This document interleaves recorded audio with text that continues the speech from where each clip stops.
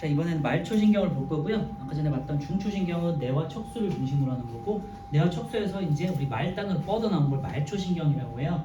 말초신경은 우리 아까 전에 했던 감각뉴런, 운동뉴런, 이제 신경이 뉴런이라고 생각하시면 되고, 감각뉴런 혹은 감각신경, 운동신경 크게 두 가지로 나눠지는데, 감각신경은 감각 정보를 받아들이는 겁니다. 표정 매크라니 정보를 받아들이는 역할을 하고요. 운동신경은 이제 연합종 뇌 척수에서 명령을 내려가지고 이렇게 운동을 조절하는 역할을 한다고 그랬잖아요. 그지? 감각신경, 운동신경 나눠지고요. 뭐 운동신경은 근데 또 두 가지로 나눠져요. 채성이라고 해가지고 운동기관을 조절하는 우리가 알고 있는 운동신경의 역할을 하는 애가 있고요. 그래서 근육 운동을 조절해요. 얘를 이제 채성신경이라고 하고 몸채자 써서 그 다음에 하나가 더 있는데 자율신경이라고 해가지고 근육과 상관없이 내장에 연결되어 있는 신경들이 있어요. 내장에 있는 신경들은 내장에 연결된 신경들은 내가 마음대로 조절할 수 있는 건 아니잖아요. 위에 연결되는 신경 보고 내가 명령을 내려가지고 야 소화를 시켜 이런 거 아니잖아요. 소화라는 거는 먹는 자극이 들어오면은 바로 지가 알아서 위가 뭐 위액도 분비하고 자기가 알아서 반응을 하는 거잖아요. 소장도 마찬가지고, 그치? 그래서 자율신경은 이제 내장과 연결된 것들을 말하는 거고요. 두 개로 나눠지는데 교감하고 부교감으로 나눠져요. 여기가 중요해요. 여기서 요 뒷부분을 이제 배울 거고요. 교감은 보통 뭔가를 활성화시키는 역할을 하고요. 보통 이제 운동하거나 긴장하고 있을 때, 그 다음에 부교감 신경은 우리가 이제 휴식하거나 안정하고 있을 때 뭔가 억제하는 역할을 하는 역할을 하거든요. 물론 이제 100% 활성화하고 억제하는 건 아니에요. 이제 기관마다 다르기 때문에 대부분 그런 역할을 한다는 거고요. 그래서 이걸 꼭 구조적으로 정리를 해놓으시면 좋을 것 같아요. 책에 넣기 때문에. 중추신경은 뇌 척수가 있었고, 말초신경은 감각신경과 운동신경으로 나눠지는데, 감각신경은 감각 정보를 받아들이는 역할, 운동신경은 채성 같은 경우는 근육 운동을 조절하는 역할, 반응기를 조절하고요. 자율신경 같은 경우는 내장에 연결돼가지고 교감은 활성화, 부교감은 억제한다. 이렇게 큰 틀에서 한번 기억해 주시고요. 말초신경 보시면요, 감각신경과 운동신경으로 이루어져 있다고 되어 있고요. 중추신경계를 중심으로 온몸으로 퍼져 있다고 되어 있고 말씀드렸지만 뇌는 12쌍, 그리고 뇌신경은 12쌍, 그리고 척수신경은 31쌍 이렇게 연결되어 있다고 했죠. 그런 식으로 해서 중심을 기준으로 좌우로 쭉 이렇게 뻗어져 있어요. 중추신경에서 뻗어나와서 운동 여러 가지 우리 조직이나 기관에 연결되어 있는 게 말초신경이다, 이렇게 정리하면 될 것 같고요. 첫 번째, 감각신경은 감각기관에서 받아들인 자극을 중추신경계로 전달한다. 이거 앞에서 했던 내용이고요. 운동신경은 중추신경에서 내린 명령을 반응기관으로 전달한다. 그렇죠? 그래서 그 다음에 이제 반응 혹은 운동이 일어난다고 말씀드렸었고요. 두 번째, 자율신경에다가 별표 쳐놓고요. 내장기관에 연결된 거를 우리 자율신경이라고 해요. 그래서 교감과 부교감으로 구분되고 내장기관에 연결되어 있다고 거기다 밑줄에 놓으시고요. 내장에 직접적으로 연결된 신경이기 때문에 대뇌의 명령과 상관없다. 알겠죠? 그래서 제가 여기다 적어놨는데 대뇌 조절이 아니고요. 대뇌가 아니라 대뇌 아래쪽에 있는 간뇌와 연수에서, 우리 간뇌는 뭐였니? 눈, 그치? 눈가, 그러니까 얼굴에 있는 것들을 조절하는 게 간뇌. 연수 같은 경우는 우리 소화, 심장, 호흡 이런 것들 얼굴 아래쪽에 있는 것들을 담당하는 잖아요. 그래서 간뇌와 연수에서 자율신경이 조절하고요.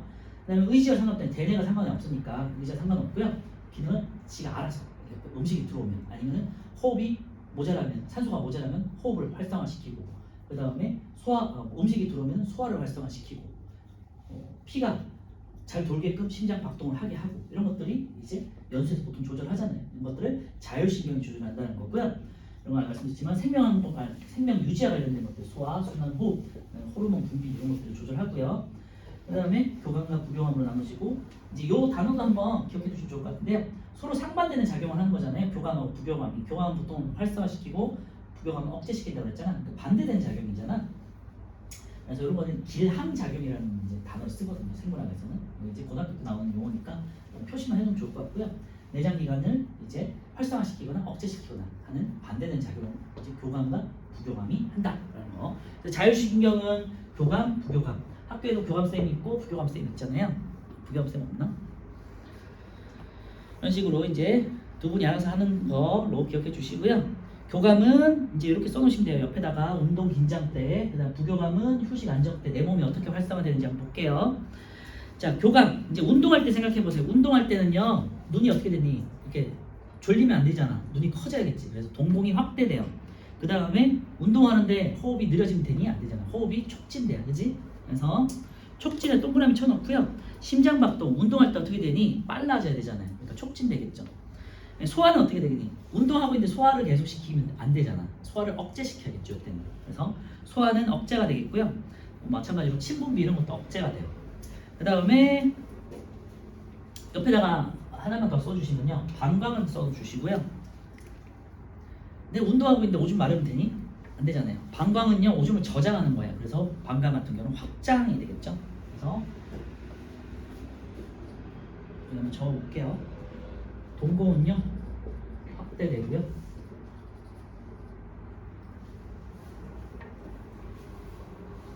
호흡은 촉진되고, 그 다음에 심장도 촉진되고요. 그 다음에 소화는 억제되고요. 촉진 동그라미 쳐놓고, 그 다음에 방광. 다시 말씀드리면 방광은 오줌보예요. 오줌을 저장하는 곳이야. 그지? 그러니까 운동할 때는 오줌 저장량을 늘려야겠죠. 그래서 이때는 확대가 돼요. 확장. 그리고 이제 휴식할 때 생각해보세요. 휴식할 때는 동공이 이제 졸려도 상관없잖아요. 그러니까 축소가 되겠고요. 그 다음에 이제 호흡은 천천히 이제 여유를 찾았으니까 호흡이 억제가 됐죠. 억제. 심장도 마찬가지로 이제 여유를 가지니까 억제가 되고요. 소화는 이제 휴식 시간이니까 소화를 좀 많이 시켜도 되겠죠. 그래서 촉진되겠고요. 네, 방광은 이제 수축되겠지. 그래서 이렇게 잘 기억해 주시면 될 것 같아요. 그래서 교감은 운동하거나 긴장할 때 아니면 뭐 도망갈 때 생각하시면 되고요. 부교감은요, 휴식하거나 안정시, 이제 편안한 상태. 두 개를 기억해 주시면 뭐 외운다는 느낌보다요, 내가 교감 운동하고 있을 때는 어떤 느낌인지, 소화는 어떻게 되고 호흡은 어떻게 되고 심장이 어떻게 될지를 생각해 볼 수 있잖아요, 그지? 그 다음에 휴식하고 있을 때 안정할 때는 소화 위주로 이제 활동을 해야 되는 거죠. 다른 것들은 억제가 되고. 그래서 이런 것들 한번 기억해 주시면 될 것 같고요. 이렇게 서로 반대되는 작용을 우리가 뭐라고 한다? 길항작용이라고 한다고.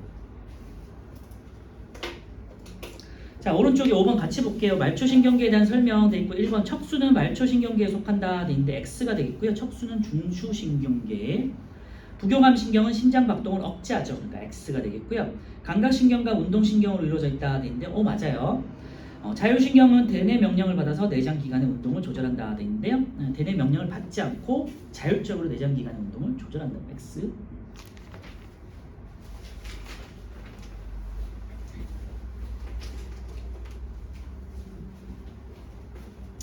자, 이 자극에 따른 반응의 경우인데요. 의식적 반응과 무조건 반사돼 있는데요. 의식적 반응의 옆에는 이제 대뇌라고 써놓으시면 될 것 같고요. 대뇌를 거치는 반응이에요. 그러니까 생각하고 명령을 내린다는 거고요. 판단해서 명령을 내린다. 무조건 반사는 대뇌가 X예요. 대뇌 X, 그 다음에 척수 이렇게 써놓으세요. 무조건 반사는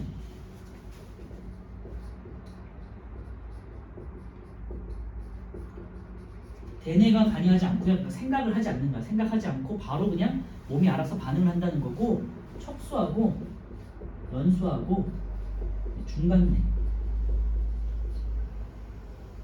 중간뇌는 이제 눈이잖아, 그지? 네. 안구 운동도 저절로 이루어지는 거잖아요. 이런 것들인데 보통 한 척수 정도만 기억해 주시면 되지 않을까 싶어요. 척수와 연수 정도까지 이렇게 옆에다가 써놓으시면 될 것 같고요. 의식적 반응은 자신의 의지와 관계된 거다. 그래서 의식적 반응이라고도 해요. 그래서 감각기관에서 자극을 받아들이고 뇌에 전달된 다음에 뇌에서 다시 명령을 내려서 운동기관을 운동하게끔 하는 게 의식적 혹은 반응이 의식적 반응이 되겠고요.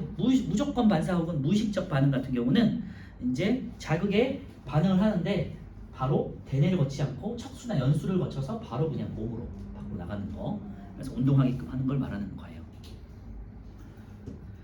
그래서 의식적 반응에는요, 대뇌가 반응의 중추이다 돼 있는데 거기다가 밑줄에 놓고요. 특징은 판단 과정이 복잡할수록 반응이 나타나는데 시간이 더 걸린다. 뭐 당연하겠죠. 생각을 해야 되는 거니까, 그지? 그래서 밑줄할 것까지는 아닌 것 같고요. 밑에 보시면 반응에 주전자를 들고 컵에 물을 따르는 행동, 내가 생각하면서 하는 거잖아. 손이 시린 것을 느끼고 장갑을 낀다. 장갑을 낀다는 자체가 아우 추워.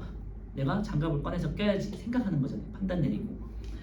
세 번째, 날아오는 공을 보고 야구 방망이에 휘두른 거. 전형적으로 이제 우리가 판단해서 그냥 가만히 있든지 공이 오니까 휘두르든지 둘 중에 생각을 해서 하는 거 아니에요? 뭐 이런 것들. 자동차를 움직인다든지 뭐 출발 신호를 듣고 내가 뛴다든지 이런 것들 있잖아요. 그러니까 의식적 판단이 들어간 것들을 우리가 의식적 반응, 대뇌를 거친다라고 하고요. 밑에 이제 반응 경로를 보시면요. 눈으로 이제 물을 따르는 걸 보시는데 물을 따르면서 뇌에서 판단을 하겠죠. 그 다음에 이제 우리 팔로 명령을 운동신경으로 명령을 내려가지고 이제 컵에 물을 따르게끔 하겠죠. 그래서 자극, 감각기관, 그 다음에 감각신경, 그 다음 대뇌, 척수, 물론 대뇌 전에 척수를 한번 거치기도 해요. 척수, 대뇌, 척수, 그 다음에 운동신경, 반응기관, 팔의 근육, 반응 이렇게 이제 되는 거 한번 기억해 두시고요. 대뇌에다가 뭐 색깔 칠해져 있긴 하지만 동그라미 쳐놓고요. 이번에는 무조건 반사는요 대뇌가 없겠죠. 자, 뜻을 보시면요 자신의 의지와 관계없이 일어난다 돼 있고요. 밑줄에 놓으시고 척수, 연수, 중간내 아까 말씀드렸지만 척수에서는 무조건 반사가 일어난다고 그랬고 배변, 배뇨, 그 다음 회피 반사, 무릎 반사 같은 것들, 그 다음에 연수에서는 우리 이제 소심한 호구, 소화, 심장, 호흡, 구강 반사처럼 생명 유지와 관련된 것들, 생명 조절 중추, 중간내는 동공 반사, 안구 반사, 안구 운동 있죠? 눈과 관련된 움직임 무의식적으로 일어난다는 거고요. 특징은요 매우 빠르게 일어난다. 거기다 밑줄 할까요? 이제 생각을 안 하는 거니까 바로 그냥 반응을 하는 거죠. 그래서 매우 빠르게 일어나고요. 몸을 보호하는데 중요하다 돼 있죠.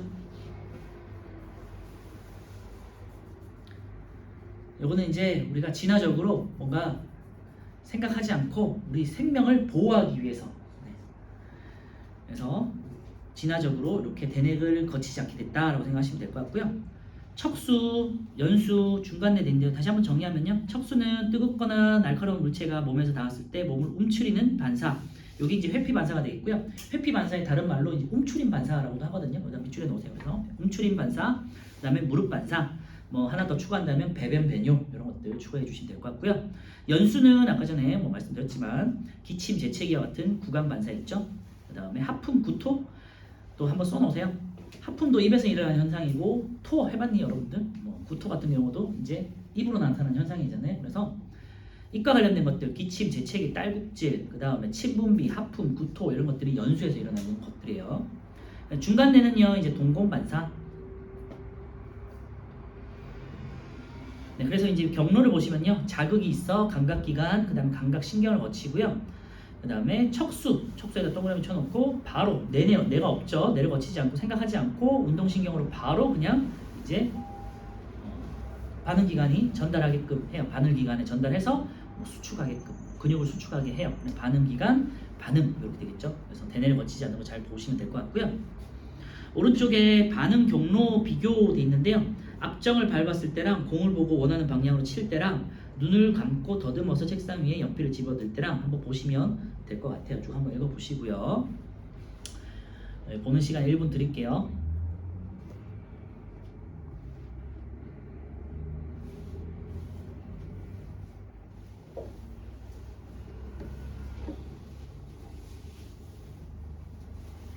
위에 이제 무조건 반사와 관련해서 의식적 반응보다 반응 경로가 짧고 단순하기 때문에 의식적 반응보다 빠르게 일어난다. 그냥 밑줄만 해놓으시면 될 것 같고요.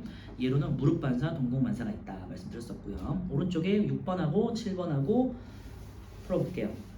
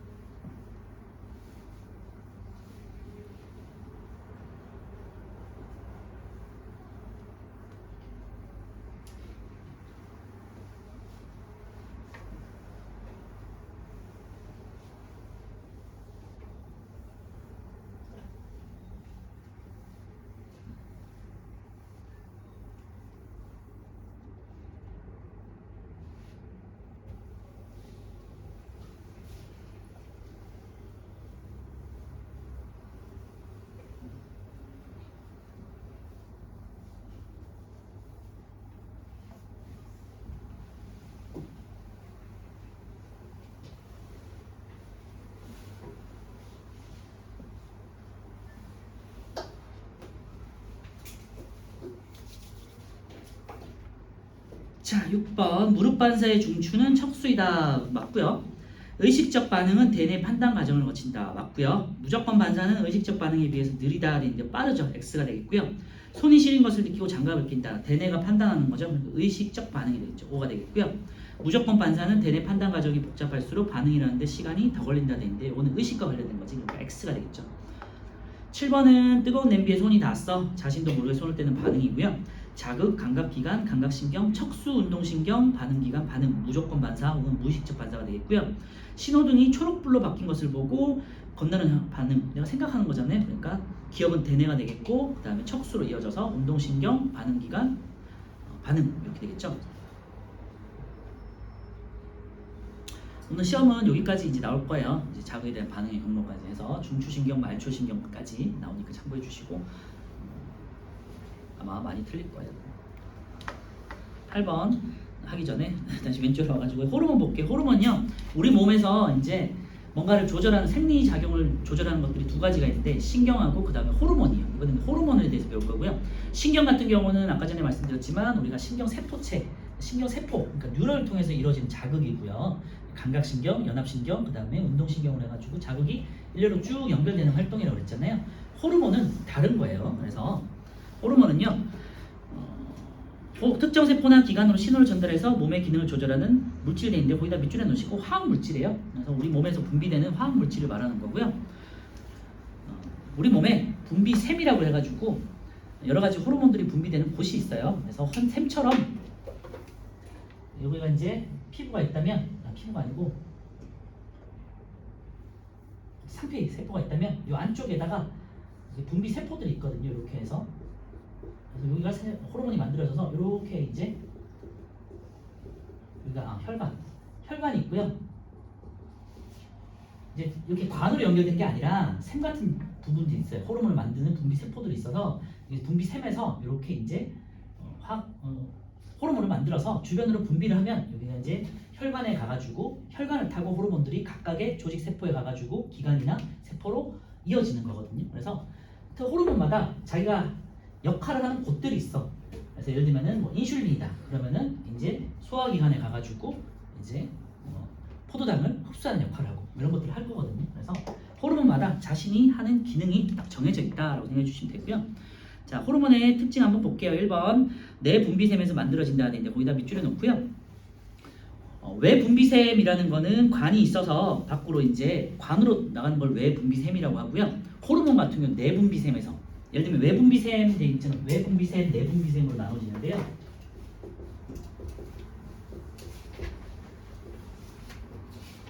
이런 식으로 예를 들면은 신장 같은 데다가 아니 신장이 아니라 소장 같은 데다가 이렇게 관으로 연결돼가지고 분비되는 게 이제 외분비샘이라고 하고요. 보통 뭐 침샘이라든지 여러 가지 소화액들 있죠. 그런 것들이 이제 외분비샘에서 분비가 되고요.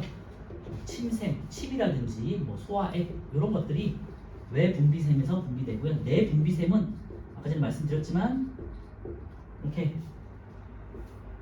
혈관을 따라서 혈관에서 좀 동떨어져서 뭔가가 이렇게 전달돼서 퍼져서 확산돼서 가는 것들을 말하는 거고 호르몬이 이제 분비되는 것들이에요. 만들어져서 분비되는 것 이렇게 이제 구분할 수 있고요. 그래서 내분비샘에서 만들어지고 혈액으로 분비된다. 여기 중요하니까 혈액 동그라미 쳐놓고요. 혈액을 통해서 혈관을 통해서 혈액으로 분비돼서 혈관을 통해 온몸으로 이동하다가 내가 가야 될 표적 기관이나 세포에 가가지고 작용을 하는 게 호르몬이에요. 알겠죠? 그래서 표적 세포나 표적 기관에 작용하고요. 밑줄 쳐놓고요. 호르몬 같은 경우는 적은 양으로도 큰 효과를 나타내요. 그래서 밑줄 해놓고 미량으로 효과를 내고 호르몬 같은 경우는 과다 분비되거나 과소 분비되면 병에 걸리게 되거든요. 그래서 밑에 보시면 호르몬의 분비량이 많거나 적으면 몸에 이상 증상이 나타날 수 있다 돼 있고요. 그 뒤에 가면 호르몬 관련 질병에 대해서 이제 배울 거예요. 그리고 호르몬과 신경의 작용 비교돼 있는데 호르몬 같은 경우는 전달 매체가 이제 혈액을 타고 전달된다고 그랬잖아요. 신호 전달 속도는 이제 느려요. 왜냐면 아까 말씀드렸지만 분비관을 통해서 분비되는 게 아니라 이제 내분비샘에서 분비된 다음에 확산된다. 천천히 이렇게 확산돼서 혈액으로 간다고 그랬잖아. 그러니까 천천히 가는 거야. 천천히. 그리고 혈액을 타고 내가 원하는 표적 기관으로 가는 거니까 언제 닿을지 모르는 거잖아. 그치? 그래서 신호 전달 속도 느리고요. 효과의 지속성에다가 동그라미 쳐놓고요. 대신에 호르몬은 천천히 가지만 지속적으로 작용을 해. 그래서 지속적 동그라미 쳐놓고요. 작용 범위는 넓어요. 혈관을 타고 곳곳에 퍼지는 거기 때문에 작용 범위는 넓어. 동그라미 쳐놓고요. 그래서 표적 기관에 작용하는 게 호르몬이 되겠고요. 신경 같은 경우는 우리가 한 방향으로 전달된다고 그랬잖아. 그래서 신호 전달 속도는 되게 빨라요. 신경 세포에서 일어나는 신호 전달이기 때문에 속도가 빠르고요. 빠르다 동그라미 쳐놓고요. 빠르지만 쑥 지나가는 거잖아, 그지? 그러니까 효과의 지속성은 일시적이죠. 잠깐 순간적이에요. 일시적. 그다음 밑줄에 놓고요. 작용 범위는 뉴런이 있는 곳에서만 작용하는 거야. 그러니까 범위가 좁겠죠. 그래서 호르몬의 특징은 효과의 지속성이 지속적이고요. 작용 범위가 넓어. 대신에 신호 전달 속도는 느려. 하지만 신경 같은 경우는 신호 전달 속도는 빠르지만 효과 지속적은 일시적이고요. 작용 범위는 좁다. 이런 특징이 있고요. 일정 방향으로 자극을 전달한다. 알겠죠? 다시 호르몬의 특징 정리해볼게요. 내분비샘에서 만들어지고 혈액을 통해서 혈액으로 분비돼서 혈관을 타고 이동하면서 표적세포나 표적기관에 작용한다. 적은 양으로 큰 효과를 내지만 많거나 적으면은 병에 걸릴 수 있다. 질병에 걸릴 수 있다. 그죠? 그리고 호르몬과 신경의 작용 비교 잘 기억해 두시고요. 오른쪽에 8번 한번 볼게요. 8번의 호르몬 전달 매체는 혈액이고 신호 전달 속도는 느림이 되겠고요. 효과의 지속성은 지속적이고요. 작용 범위는 넓다 이렇게 하면 되겠죠. 넓음. 신경은 전달 매체는 뉴런이 되겠고요. 신호 전달 속도는 빠름이 되겠고요. 효과의 지속성은 일시적이 되겠고요. 작용 범위는 좁음 하면 되겠죠. 그래서 우리 몸에 호르몬들이 어떤 것들이 있냐를 이렇게 쭉 정리했는데 굉장히 적게 정리해 놓은 거고요. 굉장히 많아요. 수십 가지가 있어. 그래서 대표적인 것만 몇 개 볼게요. 위에 보시면요, 내 분비샘이 이제 분비 호르몬이 만들어지고 생성돼서 만들어지는 곳이 분비되는 곳이고요. 이제 우리가 시상 하부에 연결된 작은 주머니가 제가 아까 말씀드렸던 여기서 여기가 시상이고 관내의 시상이가 되겠고요. 시상이 되겠고 시상 하부, 시상 아래쪽에 있어서 시상 하부가 되겠고 시상 하부에 이렇게 동그란 주머니가 있어. 이거를 뇌하수체라고 그러고요. 앞쪽을 전엽이라고 해요. 앞전자서. 뒤쪽을 후엽이라고 해요. 참고해 주시고 전엽과 후엽이 좀 생긴 게 달라서 호르몬도 다르긴 한데요. 뭐 그런 건 필요 없고 그래서 뇌하수체에서 나오는 호르몬들 보시면요. 생장 호르몬, 갑상생 자극 호르몬, 항인효 호르몬 등등이 있는데요. 전엽에서 나오는 게 이제 생장 호르몬하고 갑상생 자극 호르몬 이런 것들이 있어요. 보시면 생장 호르몬은 여러분들 키 크는 거 있죠? 생장과 관련된 것들이야. 그래서 잘 기억해 두시고요. 근육 발달 뭐 이런 거 뼈와 근육 발달 이렇게 써 놓으시면 될 것 같아요. 갑상생 자극 호르몬은요. 우리 몸 이렇게 후두 아래쪽에 성대 아래쪽에 여기 이제 나비 모양으로 해가지고 갑상선이라는 게 있거든요. 갑상샘. 여기서 갑상샘이 있고 나비 모양이 있어요. 이렇게 성대가 있고 이렇게 나비 모양으로 이렇게 있는데 이게 여기가 이제 갑상샘인데요. 물질 대사를 촉진하는 호르몬 티록신이라는 게 있어요. 티록신 분비를 촉진하는 애고 얘는 물질 대사를 통해 가지고 우리가 에너지를 만들고 열을 생성하는 기관이 갑상샘이 되겠어요. 그 갑상샘을 자극하는 호르몬을 뇌하수체 전엽에서 분비를 하는 거예요. 어렵죠? 뇌하수체에서 전엽에서 분비를 해가지고 갑상샘이 티록신이라는 호르몬을 분비하도록 자극을 해요. 자극하는 호르몬. 그렇죠? 그러니까 간내가 얘를 조절하는 역할을 하는 거겠지. 어차피 이거는 그냥 외워서 하는 거라서 그냥 이런 게 있구나 정도만 오늘은 기억하세요. 그냥 생장 호르몬은 몸의 생장을 촉진하고 뼈 발달, 뼈와 근육 발달, 그 다음에 갑상생 자극 호르몬은요 갑상샘에 있는 티록신을 분비를 촉진하는 역할을 하고요. 항이뇨 호르몬은요, 이뇨라는 게 오줌을 나가는 거잖아. 항이뇨는 뭐겠니? 오줌을 덜 나가게 하는 거겠죠. 그러니까 물을 재흡수를 하는 거예요. 물을 재흡수를 촉진시키는 역할을 하는 거고요. 어디서? 콩팥에서.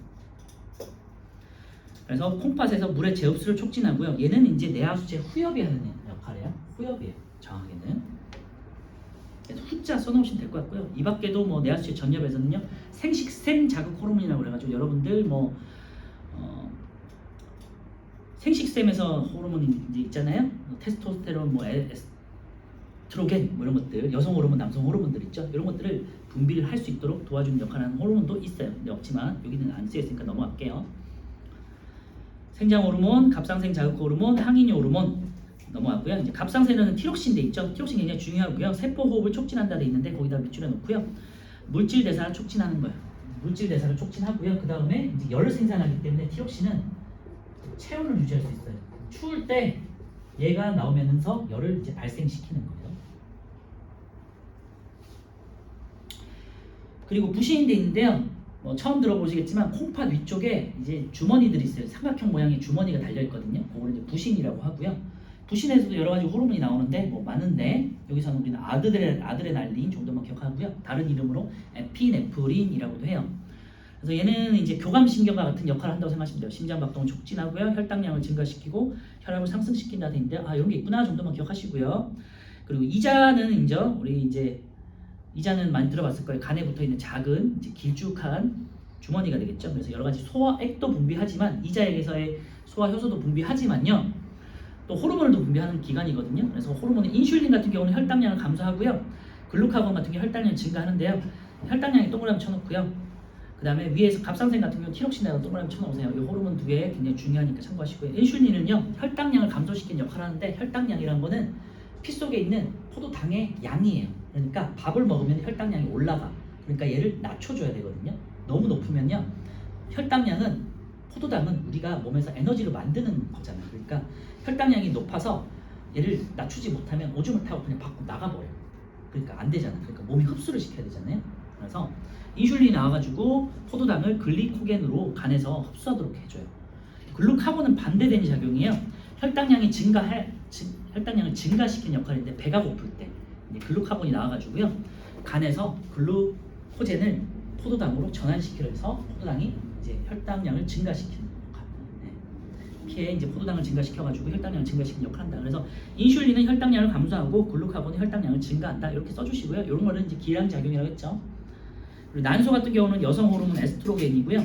2차 성징, 그다음에 정소 같은 경우는 여러분들 남성 테스토스테론이라고 하고요. 남성 호르몬, 남성이 2차 성징을 발현시켜요. 2차 성징이라는 거는 오른쪽에 이제 2차 성징이 있고요. 청소년기의 남성과 여성으로서의 이제 신체적인 여러 가지 특징들 있죠. 그런 것들 성호르몬 작용 때문에 일어나는 거다 생각해 주시면 될 것 같고요. 자, 오른쪽에 9번 내분비샘의 이름 써볼게요. A는 뇌화수체가 되겠고요. B는요 밥상샘이 되겠고요. 성대 앞에 있는 이제 나비 모양이다. 그리고 C는 이제 콩팥 위에 있는 부신이 되겠고요. D는 이제 길쭉한 주머니 이자가 되겠고요. E는 난소가 되겠고요. F는 정소가 되겠죠. 10번의 아래쪽에 이제 내하수체 A가 내하수체가 되겠고요. 생장 호르몬, 몸의 생장을 촉진하고 뼈와 근육 발달, 그리고 티록신 분비 촉진되는데 이건 갑상생 자극 호르몬이요. 갑상샘을 자극해서 티록신 분비를 촉진한다고요. 알겠죠? 콩팥에서 물의 재흡수를 촉진하는 거는 이제 항이뇨 호르몬. 이뇨란 게 오줌이고요. 오줌을 못 나가게 하는 게 이제 항이뇨란 뜻이죠. 항이뇨 호르몬. 콩팥 물의 재흡수 촉진. 그래서 체내 수분량을 조절하게 되겠고요. 그 다음에 부신 C가 이제 부신 되겠고요. 아드레날린 혹은 에피네프린이라고 하는데 교감신경 같은 작용을 한다고 그랬죠. 그래서 심장박동을 촉진하고요. 혈당량을 증가시키고 혈압을 상승시켜요. D는 이자가 되겠고요. 인슐린 혈당량을 감소시키는 혈액 속에 있는 포도당을 감소시키는 역할을 해요. 밥 먹었을 때 나오는 호르몬 되겠고요. 그리고 글루카곤 같은 경우는 이제 배가 고플 때, 공복일 때 아니면 운동할 때 나오는 호르몬 되겠고 혈당량을 증가시켜요. E는 난소가 되겠고요. 에스트로겐이 되겠고 여자의 2차 성징을 발현시키고요. F는 정소가 되겠고 남성 호르몬 테스토스테론이라고 해요. 남성의 이제 2차 성징을 발현시키는 호르몬이다. 해주시면 될 것 같고요. 자, 144페이지에 넘겨서 호르몬 관련 질병에다가 동그라미 쳐놓고요. 특히 티록신하고 인슐린 같은 게 굉장히 중요하니까 참고해 주시고요. 여기까지만 하고 마무리할게요.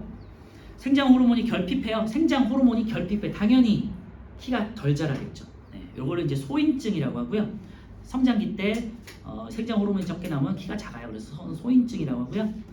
영화 같은 데 보시면 키가 굉장히 작으신 분들 있잖아요. 뭐 난쟁이처럼 나오시는 분들, 그런 분들이 이제 소인증이라고 생각하시면 돼요. 그 다음에 이제 거인증하고 말단 비대증으로 나눠지는데요. 성장기 어릴 때 이제 내하수체에 문제가 있어가지고 생장 호르몬이 과다되면요 모든 게 다 커지는 거야. 키도 커지고 이제 말단부도 다 커지고 그죠? 뭐 키가 뭐 한 2m 몇 되신 분들 있잖아요. 이런 분들이 이제 거인증에 해당되겠고요. 내하수체에 문제가 생겨가지고 이제 성장 호르몬을 계속해서 많이 분비시키는 경우가 되겠어요. 그러니까 병에 걸려서 그런 거라고 생각하시면 되고요. 이번에 말단 비대증인데 이 두 가지가 다르잖아요. 다 큰 다음에 어른이 된 다음에 성장기 이후에 말단 비대증. 그러니까 키는 뭐 다른 사람이랑 비슷한데 조금 더 크겠죠. 근데 손이나 발 같은 게 그리고 뭐 얼굴 같은 경우는 코가 막 이만하신 분들이 있어. 손이 막 이만하고 소뚜껑만한 사람도 있거든요. 이런 거는 이제 성장기 이후에 생장 호르몬이 많이 분비되면 키는 다 컸잖아. 그런데 이제 말단부가 더 자라는 거지, 그죠? 그래서 얼굴 같은 게 되게 커지고 그다음에 코가 이만하게 무뚝해지고 이런 분들이 이제 말단 비대증이 되겠죠. 말 그대로 말단이 커지는 거, 말단 비대증. 그래서 거기다 밑줄에 놓으시고요. 성장기 이후 입술이나 코가 이제 두꺼워지고요. 손발이 커지는 경우. 그래서 뭐 소인증 같은 경우는 너무 잘 아니까 직관적이니까 뭐 이제 외우실 필요까지는 없지만요. 생장 호르몬 같은 경우는 성장기와 성장기 이후가 다르기 때문에 성장기는 거인증, 성장기 이후에는 말단 비대증. 이거 잘 기억해 두시고 밑줄에 놓으세요. 티록신 같은 경우는 이제 물질 대사를 만드는 호르몬이라고 그랬고요. 물질 대사가 그러니까 티록신이 결핍되면요 갑상생 기능 저하증인데 거기다 밑줄에 놓고요. 물질 대사를 못 하겠지, 그지? 그럼 어떻게 되겠니? 에너지를 많이 못 만들겠지. 그러니까 사람이 어떻게 되겠니? 시들시들하겠죠, 그죠? 그래서 피로해지는 거예요. 금방 피로해지고요. 운동 같은 거 잘 못해. 그냥 가만히 있어도 그냥 필요한 사람도 있거든요. 그리고 열 생성을 못 하잖아요. 물질 대사를 통해 가지고 에너지도 만들고 열을 생산해서 체온을 유지시켜야 되는데 열을 많이 못 만드니까 어떻게 되니? 항상 추워, 그지? 그래서 추위를 잘 타고요. 그리고 에너지가 부족하니까 계속해서 뭔가를 땡기잖아. 그래서 뭔가 자꾸 먹겠죠, 그죠? 근데 물질 대사를 잘 못하니까 에너지를 소화를 잘 못 시켜. 그러니까 살이 찌겠죠, 그지? 물론 이제 살이 찐다고 해서 뭐 뚱뚱해지고 이런 건 아닌데 조금 체중이 증가할 수 있다는 거예요. 체중이 증가한다 돼 있고 옆에다가 물질 대사 X 이렇게 써놓으시면 될 것 같고요. 갑상생 기능 항진증은 티록신 분비가 많아져서 물질 대사를 과하게 하는 거야. 에너지를 많이 태우는 거야. 그러니까 어떻게 되겠니? 맥박이 심장 박동이 빨라지겠죠, 그죠?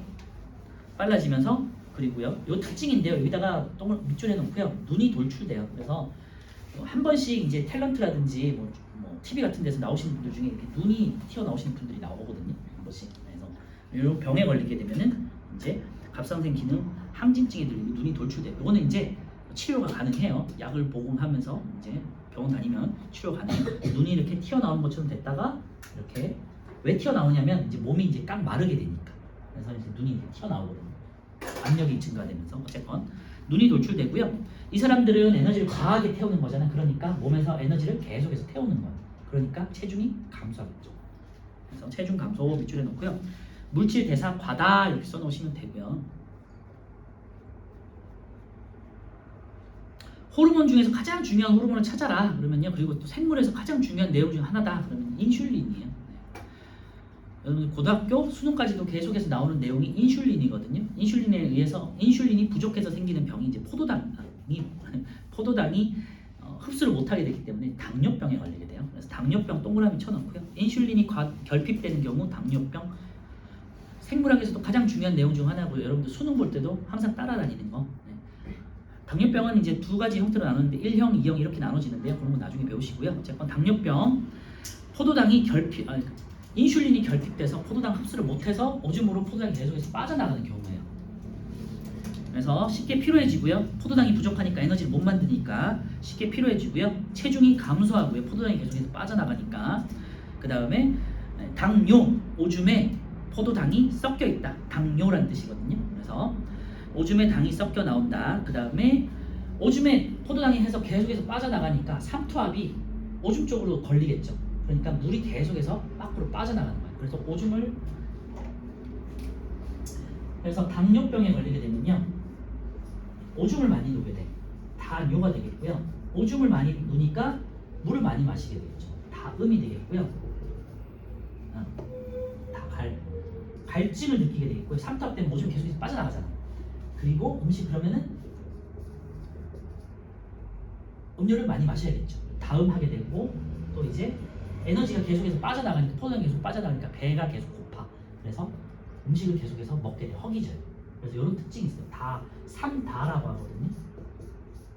단요, 다갈, 다음 혹은 다시까지 이렇게 써놓으시면 공부하는 데 도움이 되시지 않을까 싶어요. 그리고 이제 여러 가지 대사 과정에 문제가 생기기 때문에 여러 가지 합병증에 걸리게 돼요. 그래서 성인병이라든지 심혈관 질환 같은 데 걸릴 수 있기 때문에 성인이 됐을 때는 포도당 인슐린 결핍 때는 당뇨병이 굉장히 무서운 병이 되겠거든요. 우리나라에 특히 많이 걸리는 병이 우리나라가 아무래도 쌀을 주식으로 하다 보니까 포도당 섭취가 많잖아요. 그치? 많아서 생기는 병이고 우리나라에서 아시안 쪽에서 많이 생기는 병이 인슐린이다. 그래서 시험에도 많이 나와요. 우리 오른쪽에 11번만 풀고요. 11, 12, 11번만 풀게요. 마칠 건데 항상성은요 제가 다음 주에 프린트로만 가져올 테니까 책 가져오지 마세요. 그렇죠? 무거우니까 요거 3-2를 가져오세요. 알겠지? 3-2를 가져오세요. 말씀드렸어요. 3-2. 그리고 이제 다음 시간에는 체세포 분열, 세포 분열로 넘어갈 거고요.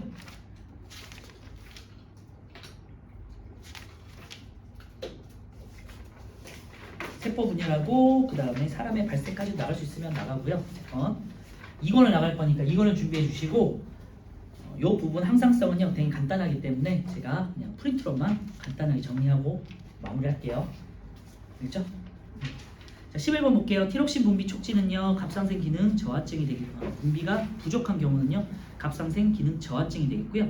인슐린 분비 부족은 당뇨병이 되겠고요. 꼭 기억해 주시고 성장기에 생장 호르몬 분비가 부족하면 소인증이 되겠죠. 키가 작게 자라는 성장기 이후에는 생장 호르몬 과다 분비가 됐어. 이때는 말단 비대증이 되겠죠.